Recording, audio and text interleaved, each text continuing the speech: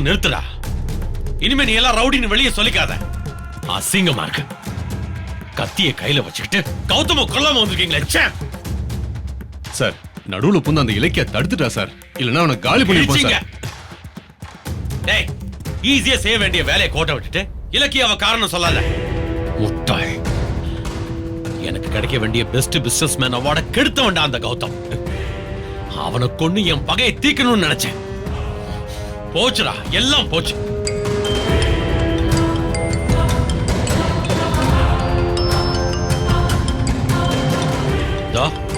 பைரவி லைன்ல வந்துட்டான். எதுக்கு என் புள்ள மேல கை வச்சேன்னு சண்டைக்கு வர போறா. இப்ப இவளுக்கு வேற பதில் சொல்லி ஆகணும்.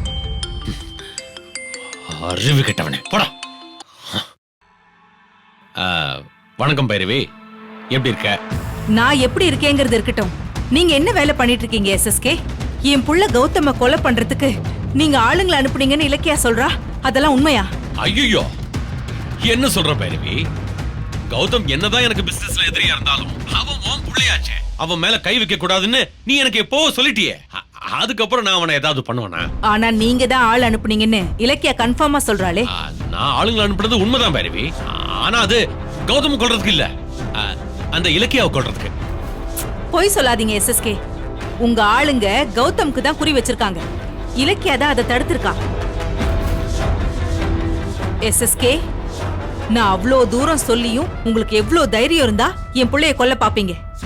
நல்ல வேளை அவன் சின்ன காயத்தோட தப்பிச்சிட்டான். அவனுக்கு மட்டும் ஏதாவது ஆயிருந்தது, உங்களை நான் சும்மாவே விட்டுருக்க மாட்டேன். இந்த பைரவியை பத்தி உங்களுக்கு தெரியாது எஸ்எஸ்கே. என் புள்ள உயிருக்கு ஒரு பிரச்சனைன்னு வந்தா நான் எந்த எல்லைக்கு வேணா போவேன். எங்களுக்குள்ள 1000 பிரச்சனை இருக்கலாம், அது எங்க சொந்த விஷயம். ஆனா அடுத்தவங்க என் புள்ளைய கொல்ற அளவுக்கு நான் என்னைக்கும் அவனை விட்டு கொடுக்க மாட்டேன். ஐயோ பைரவி, சொன்ன கேளு. உனக்கு உன் புள்ளதான் முக்கியம்னு எனக்கு தெரியும். தெரிஞ்சு நான் கௌதம டார்கெட் பண்ணுவேனா? அந்த இலக்கிய நான் தேடிட்டு இருக்கிற ரேவதியை மறைச்சு வச்சுக்கிட்டு அவ எனக்கு ஆட்டம் காட்டிக்கிட்டு இருக்கா. அந்த கோவத்துலதான் கௌதமோட பொண்டாட்டியை கொண்டுட்டு வாங்கடான்னு என் ஆளுங்களை அனுப்புனேன். ஆனா இந்த முட்டை பசங்க தான் நான் சொன்னதை தப்பா புரிஞ்சுக்கிட்டு கௌதம் அட்டாக் பண்ணிருக்கானுங்க. அது விஷயமா தான் என் ஆளை இப்பவும் திட்டிக்கிட்டு இருக்கேன் நானு. ஒரு நிமிஷம். டே கபாலி சார், பைரவி மேடம் லைன்ல இருக்காங்க, பேசுறான். வணக்கம் மேடம். சாரி, தப்பு எங்க மேலதான். இலக்கியாவை அட்டாக் பண்றதுக்கு புது ஆளுங்களை ஏற்பாடு பண்ண அவங்க சொதப்பிட்டாங்க. என்ன பண்றது? இனிமே இந்த மாதிரி தப்பு நடக்காது. என்ன மன்னிச்சிருங்க மேடம். உன் மன்னிப்பை தூக்கி குப்பையில போடுறா. கௌதம்க்கு ஏதாவது ஆயிருந்தா உன் சாரி வந்து காப்பாத்துமா? பைரவி, கோச்சுக்காத. இனிமே இந்த மாதிரி நடக்காம நான் பாத்துக்கிறேன். எனக்காக நீ எவ்வளவோ பண்ணிருக்க. அந்த நன்றி எல்லாம் மறந்து உன் புள்ள மேல நான் கை வைப்பேனா? இனிமே இப்படி நடக்காம நான் பாத்துக்கிறேன். நீங்க ஈஸியா காரணம் சொல்லிட்டீங்க. ஆனா உங்க ஆளுங்க பண்ண தப்பால இப்ப இலக்கியாக்கு தான் நல்ல பேரு கிடைச்சிருக்கு. புள்ள உயிரை காப்பாத்திட்டான்னு என் அண்ணி இலக்கியாவை நினைச்சு ரொம்ப சந்தோஷமாயிட்டாங்க. நான் இலக்கியா பேரை கெடுக்கிறதுக்கு தினம் தினம் கஷ்டப்படுறேன். ஆனா நீங்க ஒரே நாள்ல அவளை கடவுளாக்கி வச்சிருக்கீங்க. கவலைப்படாத பைரவி, கூடிய சீக்கிரம் அந்த இலக்கியாவை கடவுள் கிட்டே அனுப்பிடுறேன். அந்த இலக்கியாவால உனக்கும் பிரச்சனை, எனக்கும் பிரச்சனை. நான் தேடுற ரேவதி மட்டும் என் கைக்கு கிடைக்கட்டும். அதுக்கப்புறம் நிச்சயமா அந்த இலக்கியாவை ஆளே இல்லாத மாதிரி பண்ணிடுறேன். ஆமா, ரேவதியை பத்தின ஏதாவது ஒரு விஷயம் உன் காதுக்கு வந்துச்சா? இல்ல, அவளை எங்க ஒளிச்சு வச்சிருக்கான்னு தெரியல. பெரிய சிதம்பர ரகசியமா தான் இருக்கு. சரி எஸ்எஸ்கே, நான் மறுபடியும் சொல்றேன், கௌதம்க்கு எதுவும் ஆகக்கூடாது. இப்ப பொண்டாட்டி பேச்ச கேட்டு ஆடிக்கிட்டு இருக்கான். அவனை இந்த அம்மா பேச்சுக்கு கட்டுப்பட்டு நடக்கிறவனா மாத்தணும் தான் நான் போராடிட்டு இருக்கேன். நிச்சயமா அது ஒரு நாள் நடக்கும். ஆனா அது வரைக்கும் அவன் மேல ஒரு சின்ன கீறல் பட்டா கூட நான் உங்களை சும்மா விட மாட்டேன்.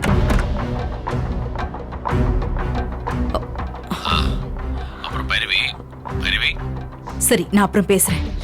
சரி, ஓகே.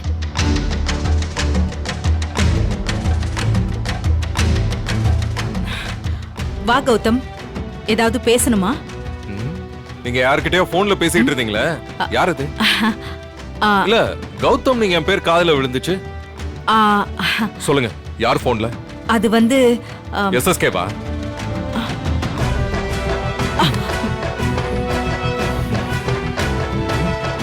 எஸ்எஸ்கே அதான பார்த்தேன். அந்த ஆள் கிட்ட என்ன பேசுனீங்க? அது வந்து அது ஏன் கௌதம கொல்லாம விட்டீங்க? பொண்ணு ஒரேடியா புதைச்சிருக்க வேண்டியதானே கேட்டுக்கிட்டு இருந்தீங்களா? ஏய் கௌதம், நீ என் புள்ளடா, ஏன் இந்த மாதிரிலாம் பேசுற? நடிக்காதீங்க. நீங்க தான் எஸ்எஸ்கேவோட கூட்டாளியாச்சே. அப்போ உங்களுக்கு இந்த சதியில பங்கு இருக்க தானே செய்யும். கௌதம், அவசரப்படாத. நான் போய் அந்த மாதிரிலாம் செய்வனா? வேணா இப்பதான் புரியுது. அந்த ஏரியால சம்பந்தம் இல்லாம திடீர்னு ரவுடிங்க என்னை எப்படி கொல்ல வருவாங்கன்னு யோசிச்சேன். நாங்க எங்க போறோம்னு தெரிஞ்சுக்கிட்டு எஸ்எஸ்கே கிட்ட சொல்லி என்ன கொல்றதுக்கு நீங்க தான் ஆள் அனுப்பி இருக்கீங்க. ஐயோ கௌதம், பார்த்தியால என்ன கொல்லாத. நான் எப்படிடா உன்னை கொல்ல பாப்பேன்?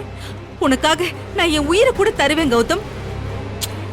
இன்னொரு தடவை உன்னை கொல்ல பார்த்தேன் மட்டும் என்ன பார்த்து சொல்லாத கௌதம். அப்பா, இப்ப எதுக்கு எஸ்எஸ்கே கூட பேசிக்கிட்டு இருந்தீங்க? அதுவா, ஏன் என் புள்ளைய கொல்ல பாத்தீங்கன்னு அந்த ஆள்கிட்ட சண்டை போட்டுட்டு இருந்தேன் கௌதம். கௌதம்னா எனக்கு உயிரு. அவன் மேல ஒரு சின்ன கீறல் பட்டா கூட நான் உங்களை சும்மா விட மாட்டேன்னு அவருக்கு வார்னிங் பண்ணிட்டு இருந்தேன். இல்ல கௌதம், நீ என்ன சந்தேகப்படாத. நான் சொல்றது எல்லாமே சத்தியம். சரி, அப்படியே இருந்தாலும் எஸ்எஸ்கே எங்க முன்னாடியே போன் போட்டு திட்ட வேண்டியதானே?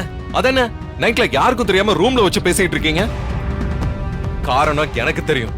நீங்க சொன்னது எல்லாமே பொய். நான் ஆதரவற்ற பெண்கள் இல்லத்துக்காக வாங்கின இடத்தை வாங்கவே விட மாட்டேன் நேரா என்கிட்ட சவால் விட்டவங்க தானே நீங்க.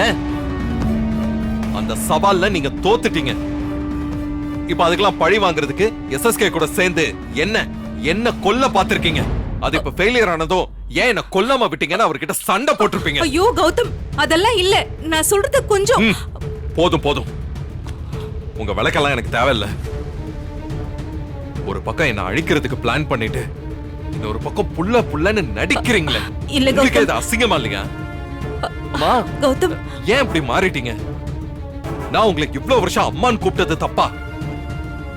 எந்த அம்மாவும் கனவுல கூட புள்ளைக்கு சின்ன கெடுதல் கூட நினைக்க மாட்டாங்க. ஆனா நீங்க தயவு செஞ்சு என்ன இனிமே புள்ளன்னு சொல்லி மட்டும் ஏமாத்தாதீங்க.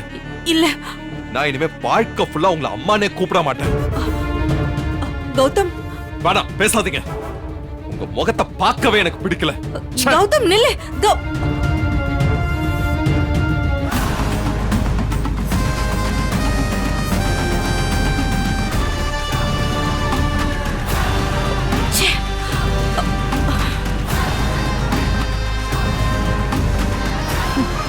இனி நீங்க எவ்வளவு கதறினாலும் கௌதம் காதுல விழாது. ஏன்னா உங்களோட குணத்தை புரிஞ்சுக்கிட்டு அவர் எப்பவும் உங்களை விட்டு விலக ஆரம்பிச்சிட்டாரு. கௌதம கொல்றதுக்கு நீங்க ஆளுங்க அனுப்பல. அத செஞ்சது அந்த எஸ்எஸ்கே தானே எனக்கு தெரியும். ஆனா உங்க புள்ளைய கொல்ல பார்த்த கொலைகாரனோட இன்னும் நீங்க கூட்டு வச்சிருக்கீங்களே, அத நினைச்சாதான் இதே இடத்துல இப்பவே உங்களை கொல்லணும் போல இருக்கு.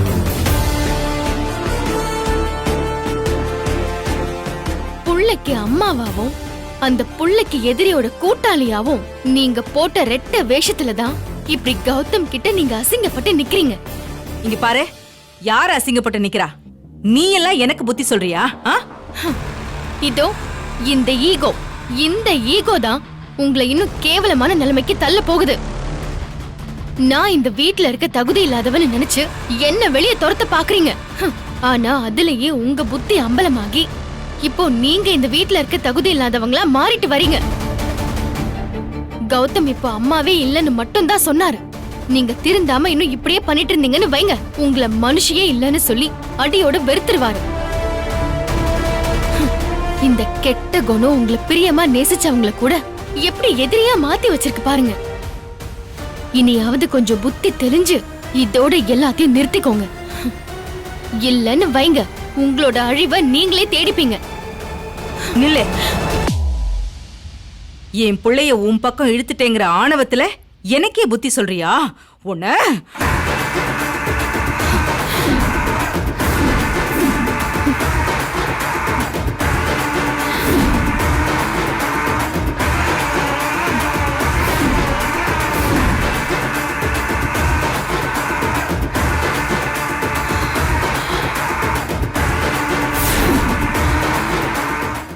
வீடியோ உங்களுக்கு பிடிச்சிருந்தா லைக் பண்ணுங்க, கமெண்ட் பண்ணுங்க அண்ட் ஷேர் பண்ணுங்க. மறக்காம சரிகமா டிவி ஷோஸ் தமிழை சப்ஸ்கிரைப் பண்ணுங்க.